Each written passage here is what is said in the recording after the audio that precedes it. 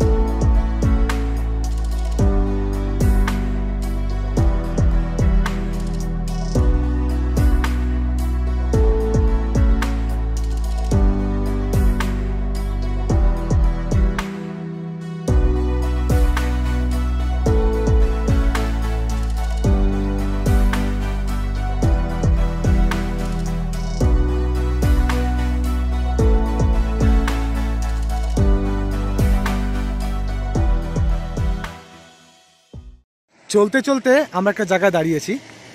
Just নিচে তিস্তা বয়ে চলেছে তার নিজের ছন্দে। দেখতে পাচ্ছ কীভাবে এঁকে বেঁকে তিস্তা যাচ্ছে। আর এখানে একটু বাইকটাকেও রেস্ট আর নিজেকেও রেস্ট। এটা ন্যাশনাল হাইওয়ে ট্রেন। এখানে কমলালেবু বিক্রি হচ্ছে। আর জায়গাটা তো অসাধারণ, কোনো কথা হবে না। চলো দেখা হচ্ছে রাস্তায়। এবার এইখান থেকে রাইডার চেঞ্জ। এবার রাইডার রণজিৎ, আব তোমারে হওয়ালে বতন সাথিও। চলো, এই রাস্তাটা ভীষণ স্টিপ। আমরা যাচ্ছি এখন টুয়ার্ডস রাংলিটি গার্ডেন। চলো দেখা হচ্ছে রাস্তায়। আঁকা বাঁকা পাহাড়ি পথ বেয়ে চলে এলাম একটা স্বপ্নের দেশে। যেন এ এক অনন্য মুন্নার। না, এটা কেরালা নয়, এটা আমাদের উত্তরবঙ্গেরই একটা জায়গা। হ্যাঁ, ঠিকই ধরেছেন। যার পথে পথে সবুজের যেন কেউ কোনো শিল্পী রং তুলি দিয়ে এঁকে দিয়েছে এই জায়গাটা। তোমরা স্বর্গ খুঁজছো আর আমরা স্বর্গে দাঁড়িয়ে আছি। এই জায়গাটা, এই চা বাগানটা যে কতটা সুন্দর। এই চা বাগানটার নাম হচ্ছে তিস্তা ভ্যালি টি এস্টেট। আমরা এখন তিস্তা ভ্যালি টি এস্টেটের ভিতরে আছি। এই চা বাগানটা কতটা সুন্দর তা তোমরা না দেখলে বুঝতে পারবে না। তোমাদেরকে এই চা বাগানটা ঘুরে দেখাই, চলো। তোমরা শুধু ভিউটা দেখো, স্বর্গের মতো সুন্দর। দেখেছো এই পাহাড়গুলো যেটাতে সবগুলো চা বাগান, আলাদাই আলাদাই। আমরা একটা চা বাগানে ঢুকে পড়েছি এখন। জাস্ট দেখতে পাচ্ছ জায়গাটা কি অসাধারণ। আচ্ছা, ও আরো এত সুন্দর যে পাগল হয়ে গেছে, আস্তে আস্তে যাচ্ছে। কি হলো তোমার আবার? প্রকাশ করতে পারছো না? Beauty beauty. লোকে কেরালার মুন্নারে যায়, আর এক টুকরো মুন্নার আমাদের পশ্চিমবঙ্গে আছে। বাট আমি বুঝতে পারছি না ক্যামেরাতে ঠিক কতটা আসছে না আসছে। বাট খালি চোখে এটা সৌন্দর্য যে কতটা, সেটা না এলে তোমরা বুঝতে পারবে না। তাই তো তোমার জন্য নিয়ে এসছি এক ডালি সৌন্দর্যের জায়গা। জাস্ট দেখতে থাকো। হ্যাঁ, ও মাই গড, হোয়াট এ বিউটি।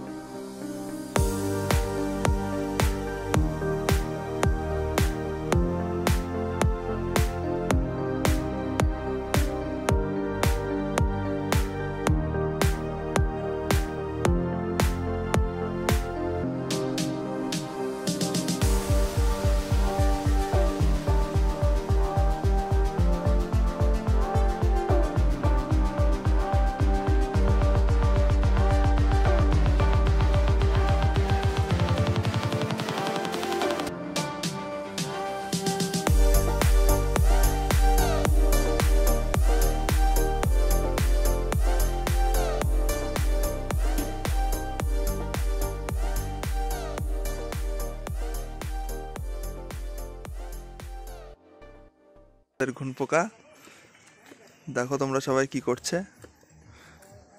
বাড়ির থেকে বেরিয়েছে কিন্তু দেখেনি যে সামনে থেকে ছিল না, পাম্প ছিল না। সেখানে আসলাম পাহাড়ে, কোথাও অনেক কটা দোকান খুললাম, কোথাও পেলাম না, তার মধ্যে রবিবার কিছু পাওয়া যাচ্ছে না। আলটিমেটলি আমাদের ঘুনপোকা হাওয়া করছে। দারুণ লাগছে না? কেমন লাগছে তোমার ঘুনপোকা, কেমন লাগছে? So beautiful, so amazing. আচ্ছা পুশ। সো বন্ধুরা, উই আর ইন মানেদারা। খুব সুন্দর রাস্তা, যে দেখতে পাচ্ছ শিমুলের ফুল ফুটে আছে ওখানে, কি সুন্দর। আর just look at the view. রাস্তাটাই মানে কি বলবো, রাস্তাটার সৌন্দর্যটাই আমাকে যেন বারবার মোহিত করে দিচ্ছে। দেখতে পাচ্ছ জাস্ট এই যে পলাশ ফুলগুলো, শিমুল ফুল সম্ভবত এটা, শিমুলের ফুলগুলো যে ফুটে আছে, এর চারিদিকে ধূসর মানে বাদামি রঙের পাহাড় হয়ে গেছে, কারণ যেহেতু শীতকাল তাই পাহাড়ে সেরকম যেহেতু জল নেই, তার সাথে এত সুন্দর একটা শিমুলের গাছ, আর তার নিচে একটা স্বপ্নের ছবির মতো একটা গ্রাম। দেখতে পাচ্ছ গ্রামটা কি সুন্দর একটা গ্রাম। এরকম গ্রামে দেখুন কাটালে কিন্তু মন্দ হয় না, তাই না? আর আমাদের রণজিৎ ওখানে দাঁড়িয়ে পড়েছে। হ্যাঁ, রাস্তাটা খুব সুন্দর, খুব খারাপ, জানি না ক্যামেরাতে কোথাও ধরা পড়ছে, বাট অসাধারণ সুন্দর করে জায়গাটা। তোমরা শুধু জঙ্গলটা দেখো, এটা হচ্ছে রিয়ং ফরেস্ট। এখানে না চিতল হরিণ খুব পাওয়া যায়। আমরা এখন রিয়ং ফরেস্টের ভিতরে, খুব ঘন শাল, সেগুন এবং দোলকার অরণ্য। তো অনেকক্ষণ বাইক চালাচ্ছিলাম আমরা, ডাউন হিল আসছিলাম, তো এই জায়গার সৌন্দর্য দেখে আর থাকতে পারিনি। জাস্ট দেখতে পাচ্ছ, শোনা যায় এই জঙ্গলে প্রচুর চিতল হরিণ আছে এবং লেপার্ড আছে। তো ভাগ্যে যদি থাকে দু একটা দেখা যায় তাহলে খুব ভালো হয়, মনটা একটু খুশি হয়ে যেত আর কি, বুঝতেই পারছো। আশেপাশে পুরোটাই জনমানব শূন্য, কোনো মানুষজন নেই। তো এই রিয়ং ফরেস্টের ভিতরে তোমার কেমন লাগছে? একটা গা ঝিমঝিমে ব্যাপার আছে। আচ্ছা, ঝিমঝিমে ব্যাপারের মধ্যে সুন্দর জিনিসটা অসাধারণ। আমি বলবো এখানে যদি কেউ না আসে, হ্যাঁ, তাহলে এটার অ্যাকচুয়াল কিরকম ভিউ সে কেউ বুঝতে পারবে না। ক্যামেরাতে পুরোটা ধরা পড়ছে না। রিলস আর রিলসের মধ্যে অনেক পার্থক্য আছে। এক্স্যাক্টলি। দেখছো রাস্তাটা, দেখছো মাঝে মাঝে দু একটা গাড়ি যাচ্ছে, আর কিচ্ছু নেই।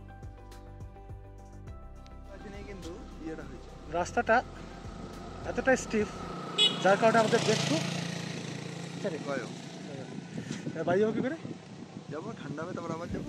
ঠান্ডাতে তখন না হচ্ছে, গাড়ি চালানো যাচ্ছে, পুরো একদম গরম হয়ে গেছে। মোমোর দোকান খুঁজছিলাম, অবশেষে পাওয়া গেল। এখন তোমার হেলথের কন্ডিশনটা কি সেটা বলো।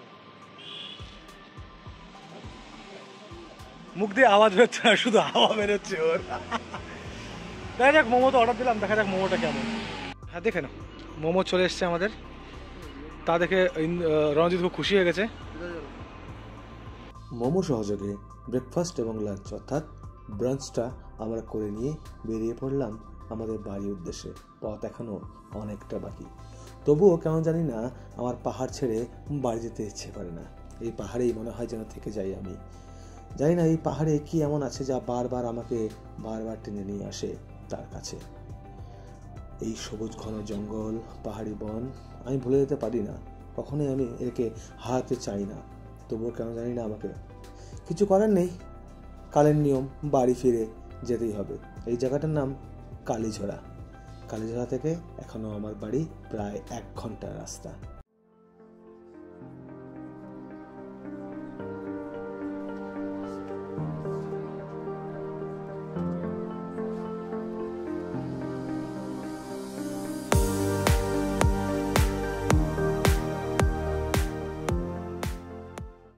প্রায় অনেকক্ষণ রাইড করার পরে আমরা বাড়ির পাশে এই জঙ্গলে চলে এসেছি।